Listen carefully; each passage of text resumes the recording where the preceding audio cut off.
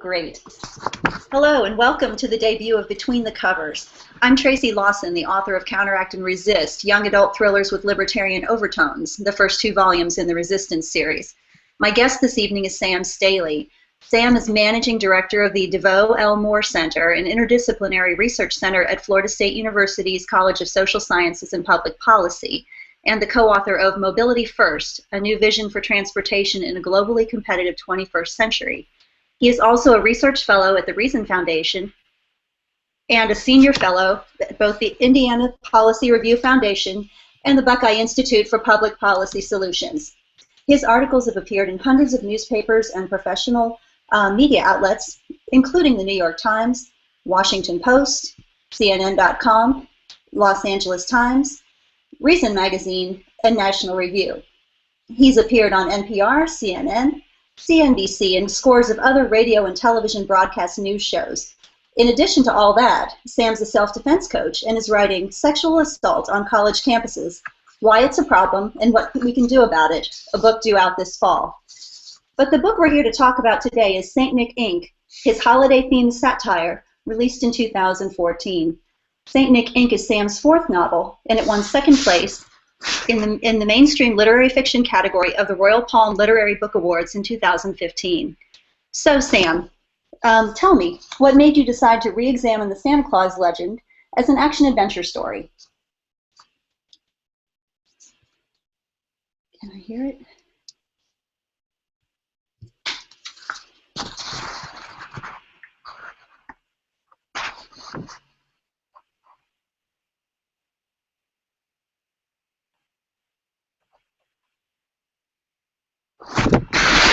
Oh gosh. Okay, it looks like we may have lost Sam temporarily. So let me tell you what I thought about St. Nic Inc. I'll read you my review that's posted on Amazon.com. It says, "Yes, Virginia, there is a Santa Claus, but I'm sorry to report that he's a multinational corporation and the government is out to shut him down. That's the delightful premise of S.R. Staley's St. Nic Inc. While protecting the reader's belief in Santa, sort of, Staley challenges our faith that the government is here to protect us from evil corporations and asks us to consider our own prejudices toward the little people. Well written with an exciting plot, this is a sure thing stocking stuffer." So, while we see if we can get Sam back, looks like here we are together.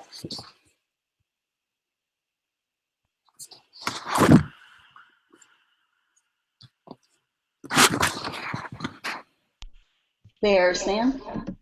Okay. There he is. Am I back? All right. Am I back? All set? All right. That's okay. You're back. It's okay.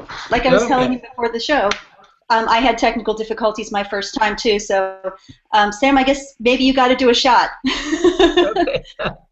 All right. Yes, you're well, back. it turns out I have my Mountain Dew and I'm ready to do my shot. So I'll do that. That's not why I disappeared. So at any rate. So you went through the intro. That seemed like it was quite an extensive intro, actually. So you must have been doing some search on the internet. Oh, yes. Wonderful. What I had asked you was, I asked you what made you.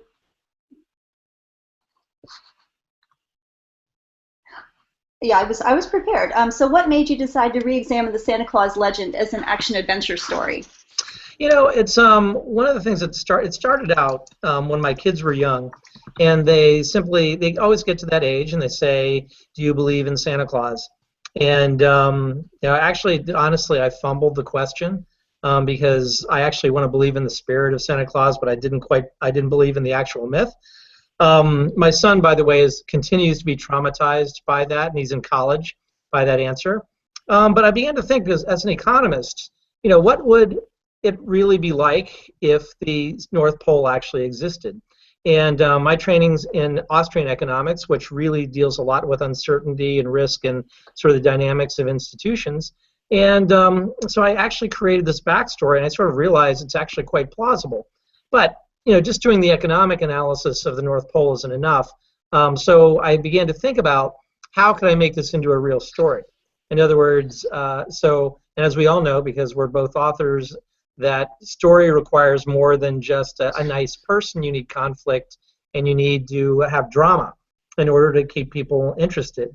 And as honestly, as I began thinking about it, I had to think about, well, what would be a threat to the North Pole? Who could actually want to destroy the North Pole?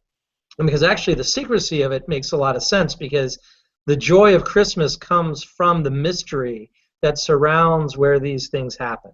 So that wasn't a problem. But another part of my background is that I've done a tremendous amount of work and research and policy work on the effects of illegal economies and informal economies and the drug trade. And as and so it actually just popped into my head almost as a natural story. Well, what if you have a bureaucracy that runs amok? Or actually what it doesn't really run amok as much as it is the people that are in the bureaucracy just read the wrong signals. And so it's not really something that's nefarious as much as it is people reading the wrong signals and having the power to do a lot of damage. And so that's where the story comes from, is the conflict. And in this case, it's the Drug Enforcement Agency, which probably many people who are listening to this show probably will say, well, it's about time somebody wrote the truth. But it's not quite that way. But that's really where the story came from. So there are two parts. One is, what if the North Pole really worked? What if it actually existed in the real world? But the drama and the action adventure comes from what if people mistake it for something it's not and think it's an evil empire that needs to be brought down. And I'm an action adventure writer. St. Nic Inc. was my fourth novel. My fifth novel comes out. I'm not interested in doing these long drawn out novels. I'm interested in keeping the pace forward. So the action adventure genre is really where I am. Awesome. And one thing I noticed was that even as the story progresses, the DEA agent keeps clinging to his mindset that, I got to destroy this thing. This is the biggest drug ring I'm ever going to, he's all about like the self-gratification of finding the bad guys. Even when the story starts to show that maybe they're not the bad guys, he keeps clinging to his premise. He keeps clinging to, his worldview, if you will. Yeah. And I think that's kind of, that works to our liberty theme too, where we're fighting the powers that be that cling to, especially in the drug war, things that... Yeah, very much so. And I think, a lot of people underestimate the degree to which bad behavior is disciplined in the marketplace. We can have really unsavory actors even in the normal marketplace, but we don't worry about them because they're going to be disciplined if they make the wrong decision. So, in a sense, this is sort of why we can get away, why Donald Trump can exist in a free society, because Donald Trump is really not a very nice man, as we're now seeing, the way he's running his presidential campaign. But if he's running Trump Enterprises, it doesn't really matter, because if he makes the wrong decision or he decides to alienate people, he's not going to have any business. He's just going to go out of business. If he's president of the United States, it's a whole different story. And that's kind of the drama that's playing out in St. Nic Inc. In other words, there is no accountability in these bureaucracies. And as they become more secret, they actually have the potential to become far more dangerous. And of course, this is all part of what libertarians will recognize as part of the Patriot Act, the concerns with that, the NSA spying, that type of thing. And when the response from the government is trust us, that's just not quite good enough. In St. Nic Inc., you see this play out. So, unfortunately, I've studied bureaucracy for 30 years. That's really where my professional expertise is. And I actually think the kinds of things that happen in St. Nic Inc. are quite plausible. Someone could mistake. As a matter of fact, just the other day we saw in a newspaper article that more wealth is confiscated by the government than through theft and burglary. So we already see through asset forfeiture the abuse of the system for the narrow gains of the people in the system. Well, sure. And so why would you want to, if you were the government, to stop the war on drugs if it was so lucrative? Yeah. I think one of the things that plays out in St. Nic Inc., and there are two characters. There's Miles Getko, who's the guy who's in charge, and then there's the woman, which is his assistant, whose name is Joy Galt. And their relationship, I think, is really important because Joy is the one who's saying, hey, Miles, maybe it's not quite what you think it is, but Miles is the one in charge. And so she is holding him accountable as much as is reasonably possible within a bureaucracy. But the point is that you can be wrong and really go very, very far in a bureaucracy. And by the time you may recognize what the problem is, even if your intentions are noble, it's too late. You've already destroyed lives, you've destroyed livelihoods, and you potentially can kill people. Absolutely. It's funny how you and I write kind of the same thing, huh? Yeah, yeah, yeah. But I guess it's kind of scary because you're in a dystopian world and I'm not. So, that's true. Although I always kind of thought that mine was something that could potentially happen as well. But yeah, yours is probably like happening right under our nose, and we don't even. That's right. That's right. Now, I think when people read the book and they look at North Pole Enterprises, they'll be happy with that part of it. Mm-hmm. One of the things that I think was interesting for me when I was writing it, and as you know, as a writer, these stories typically have an organic component to them. You start writing them with an idea, but then they go in places you don't always expect.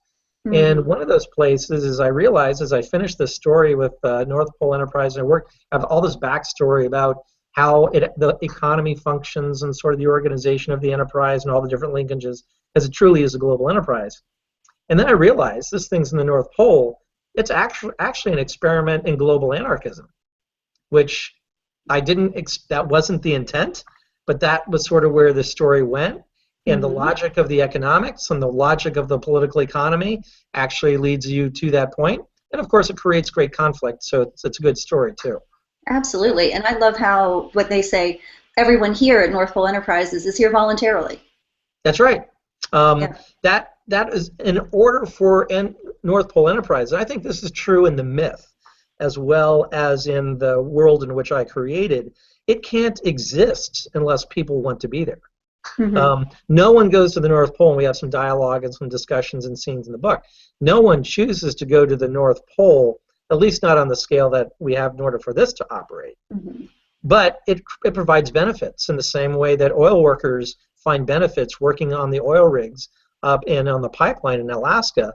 It's not necessarily that they want to spend 11 months out of the year in darkness or whatever it might be, but the opportunities present themselves. Mm-hmm. And as individuals, we make choices. And so that's a really important theme within the book. Everyone is up in the North Pole by choice. And while there's a sub-theme about whether or not you can really leave, the reality is they find ways to let people leave even when they might be quote-unquote dangerous in terms of spilling the secrets. But the reality is, in that world, it's a voluntary world. Mm-hmm. Yes, and of course that world comes crashing down when the two explorers stumble upon it, and that's yes. Yeah. Yeah, they have. That was the other part of it. Initially, and again, the story didn't start really as a libertarian story. It really started as a way to try and work through how the North Pole could actually exist in the real world. And so, I hope that the story itself sort of retains that sort of idealism and that optimism and that hope.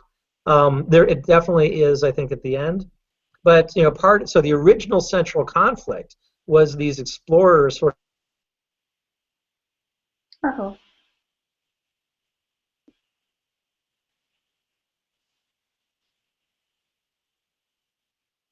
I think Sam might have frozen up again. Sam, did you freeze up? Let's see.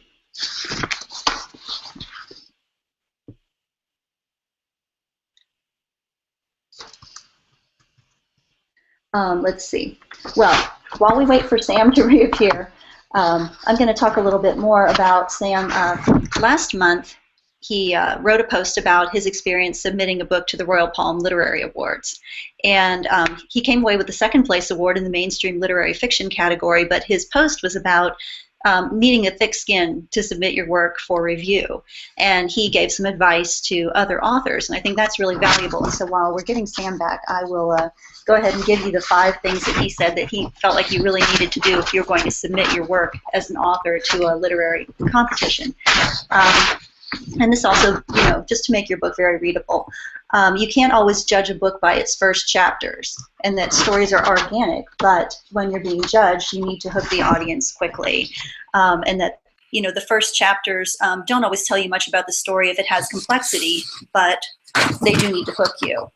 And then also you need to stay true to your vision as a writer. St. Nic Inc. scored ranged in scores from 35 to 49 on a 50-point scale. And at the end of the day, literary competitions are subjective. And so even though he got great feedback and then some feedback that was a little more mediocre, it all worked out in the end. And so judges in a literary competition pay a lot of attention to the craft of writing. And the craft of writing involves things like balance of character and plot and setting, and they're interested in manuscripts that maybe push or at least give a nudge to pushing against the edge of convention.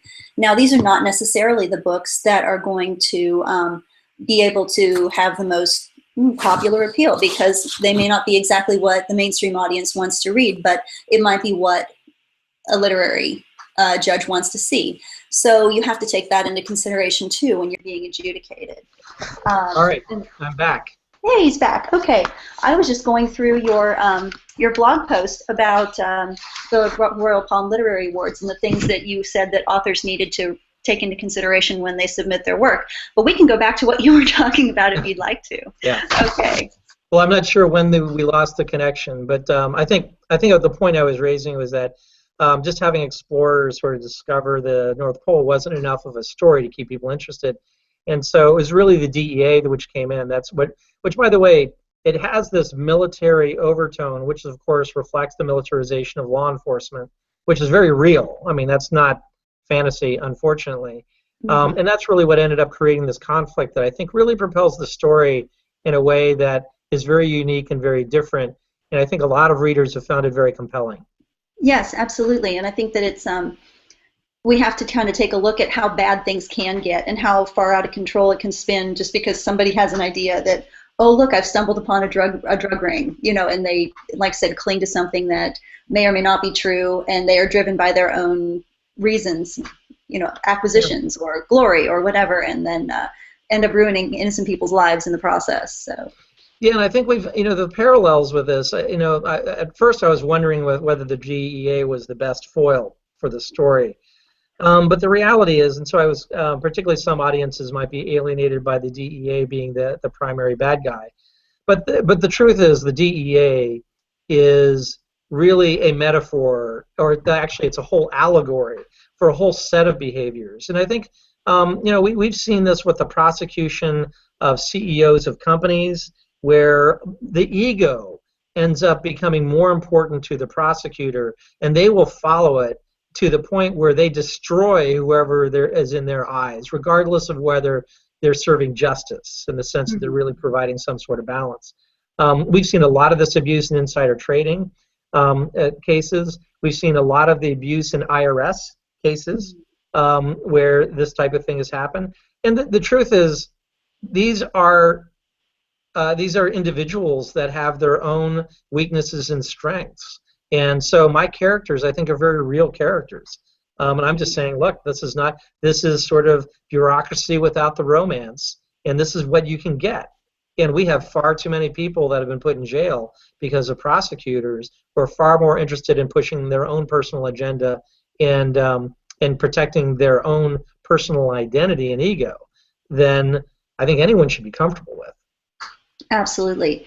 Yeah, so you went ahead and used the DEA, and of course in mine I created a fictional government agency and gave the egotistical maniac the helm of the Office of Civilian Safety and Defense. And I actually had somebody ask me, well, when did they form the OCSD?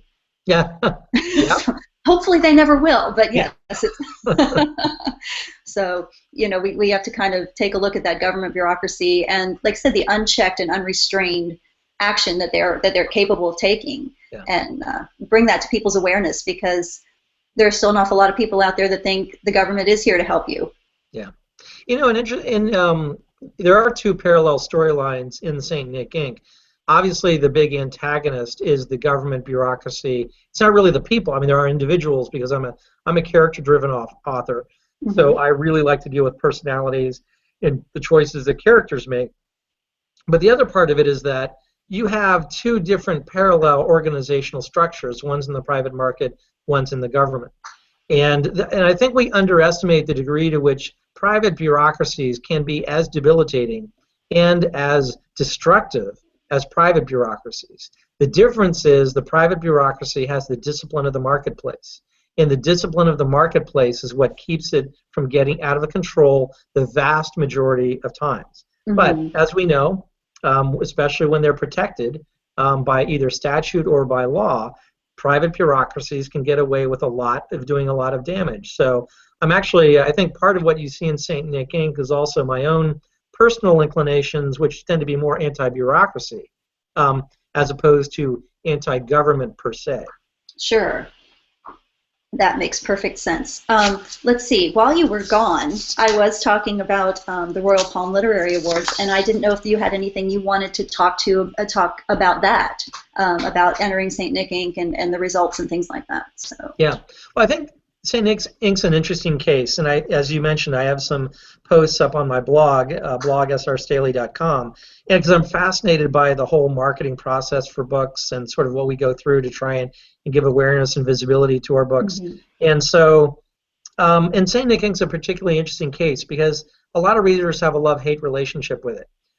So I have readers that don't like the book because it's messing with a myth that is very cherished, and people don't. So I have some negative reviews because people just don't like the idea that I'm trying to bring it into this real world type of action adventure. And then I have people that just can't get beyond the fact that there's something up underneath the ice in the North Pole that works. And these are the people they should not be reading science fiction, and they should not be reading fantasy or any of that and that type of thing. So when I entered St. Nic Inc., I wasn't sure how it would be received. And so the Royal Palm Literary Awards I thought were really interesting, in part because they have a pretty rigorous process as far as you can add rigor to a literary competition. In order to advance to the next rounds, your book has to, it usually goes through 2 judges, and those judges have to score it so that it meets a minimum threshold in points. In other words, it's possible that no books could actually get into the semifinals because they don't meet that threshold in points. And so what I did in the blog post is I went through, and since I entered it in 2 categories, one was action adventure, one was mainstream literary, and I thought I would do well in the action adventure. It turns out that's the category that it did not advance into the semifinals and finals. Whereas the one in literary mainstream, which I thought would be far more competitive, because there I'm competing with all sorts of other books that are in the genre and not, that's the one where I advanced to the semifinals, then to the finals, and came in 2nd place. And there are a couple things that came through, and I think I don't think we have time to go through it all. But one, and I think the most important thing maybe for this audience, is that books with libertarian themes and free market themes can do very well if there's a good story, if we hook the reader. And a lot of that is following some standard rules. I think to some extent we're limited in that judges are looking for specific types of things in the books, so they want that hook in the first couple pages, so they're not going to be patient. But the truth is, as you and I both know, readers are not very patient. They will read the first couple pages and decide on the book or one way or the other.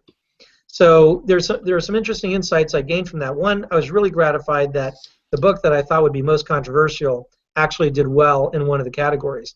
The other is it's very hard to predict which category you're going to do well in. So I think it's important for authors to continue to submit their books in literary competitions because it raises awareness.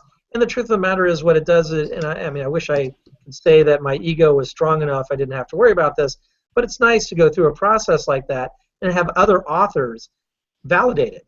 And editors and publishers, and these are all people that are experienced in the industry. So it gives you confidence as a writer too. Right, and there's always something to learn, even though your book has been accepted by a publisher and vetted and published and everything. There's always something you can learn from criticism, even though it's not easy. So yeah. Absolutely, and that's one reason why I wrote the blog post. And if people go to my blog, they'll see a lot of the posts are really very reflective, and they're reflective on the criticism. So one of the things I've learned in teaching at Florida State, as well as running my own think tanks and organization, anytime someone has a criticism, there's probably something I need to be paying attention to. And so my task is to figure out what is it that generated that negative response, and then decide, is it something I can do something about it, or whether it's something I should just recognize that's the response and I just have to accept it and move forward. So so in my books, people are objecting to the fact that in, say, Nic Inc., that I'm challenging the cherished myth. Well, that's what I'm doing. Sure. And they're absolutely right, and my book's not for them. Well, sure, and that's, not every book is for everybody, and I know I had somebody post a review of Counteract that was less than flattering, and part of the problem was they said, well, this was just so unrealistic. Yeah. And I was like, but it's fiction, and it's dystopian fiction, and we hope it's unrealistic, we hope it won't come true, but it's, again, that was a person who shouldn't have been reading my book. Right. And it's just funny how you look at the review and you go, oh, okay, and sometimes you can fix it and sometimes you just can't. So one of my favorite negative reviews is on Goodreads, where someone read one of my middle grade novels. So we're talking about St. Nic Inc., but I have 2 middle grade novels that deal with school violence and bullying, and they have a martial arts theme, and they're geared towards 7th and 8th graders, middle schoolers. So that's really where they are. And I had an adult read the book, and they said, yeah, you know what, I just didn't buy this. It might be great for my 7th grader, but I really didn't like it. And I'm thinking, well, the book is for your 7th grader. It's perfect for your 7th grader. Yes, it's. Oh, I know. And then see, one of my favorite reviews is the one that said, I bought it for my teenager, and then I picked it up with my cup of morning coffee, and next thing I knew, I was writing a review on Amazon about how much I loved it. See, so it can work both ways, and so. It certainly does. Mm-hmm. Yeah, I just got a review on my most recent novel, which is Tortuga Bay, which is a pirate novel that also has very strong individualist themes in it, which I think you read.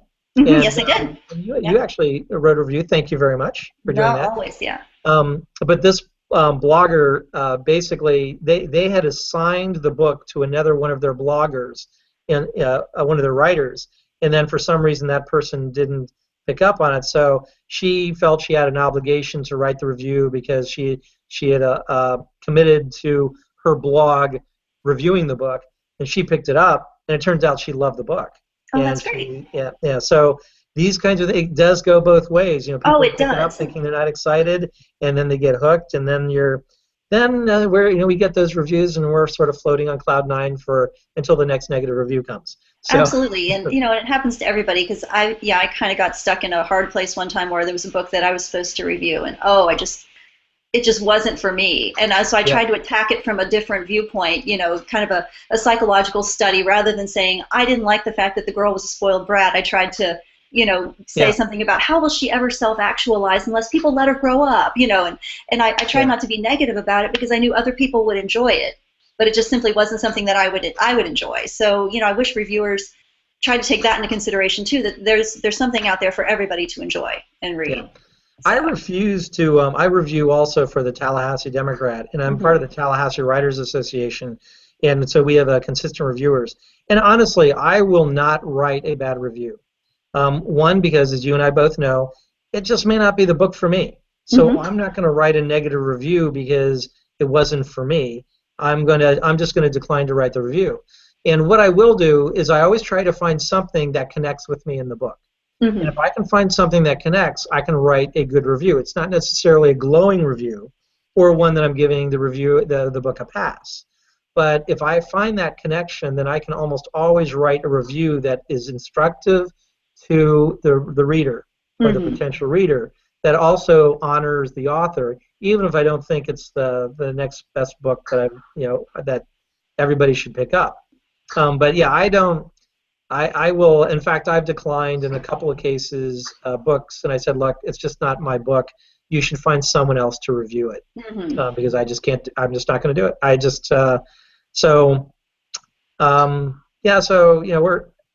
What a lot of people don't realize is that we actually work as authors in a fairly small market. Even the best sellers don't have everyone reading their book. The Suzanne Collins of the world with The Hunger Games and J.K. Rowling, they're the exceptions. Most of us are in a much smaller world, and so I don't think it benefits us or the reader when we jump into another genre or other books and are just critical of other authors. Now, sometimes these books are really terribly written, And I'm not. And you don't have to be an artist. It's not about an artist instinct. It's just that noun-verb agreement's pretty important, unless it's in dialogue. That type of thing. One of the and there are some books that have run-on sentences that would make Charles Dickens proud, but in the modern world, that readers do not respond well to that, and I don't either. So I just decline to review them. Yep. Well, the comments I'm seeing in the chat thing, Frank says you have a good honorable review policy, and Ken agrees, and Mike says he's definitely a fan of noun-verb agreement. So. Yeah. So noun-verb agreement for president is now the comment that's popped up. So we've got a new fan base here. Apparently, it's very, very good.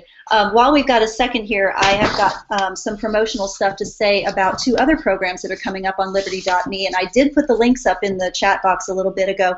The first one is We the Individuals, Privatized Policing. That is on Wednesday, December 2nd, which is tomorrow at 10 o'clock Eastern Standard Time.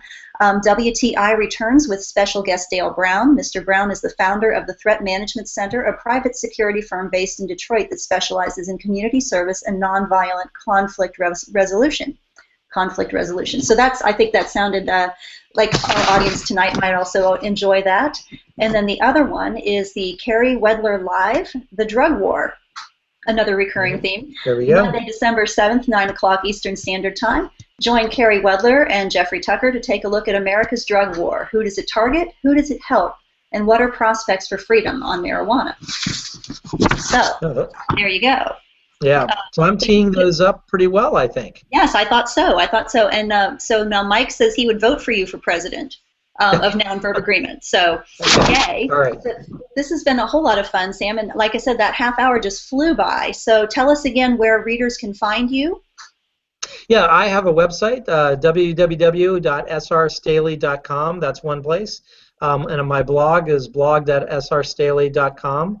Facebook, SR Staley, or just Sam R. Staley, and you can find me. My Facebook page is actually a public Facebook page, but my author page also tends to have more book-related stuff there. And of course, Southern Yellow and Pine Publishing is my publisher. And okay, so fantastic. if anybody goes on blogs that. And I've got, honestly, just go to Google Sam Staley or SR Staley, St. Nic Inc., and you'll have a bunch of stuff coming up. Yeah, you're all over the place. I checked you out earlier today. So, but thank you so much for being the first guest on my show, and for taking your shot of Mountain Dew when it was time. Yep. Thank you. Yes, I need sure. to do that again. So. Okay. All right. Thank you, Tracy. Sure thing, Sam. It was great to see you in the virtual world, and I hope we'll run into you in person again real soon. I'm looking forward to it. Thank you. Okay, and that's it for the first episode of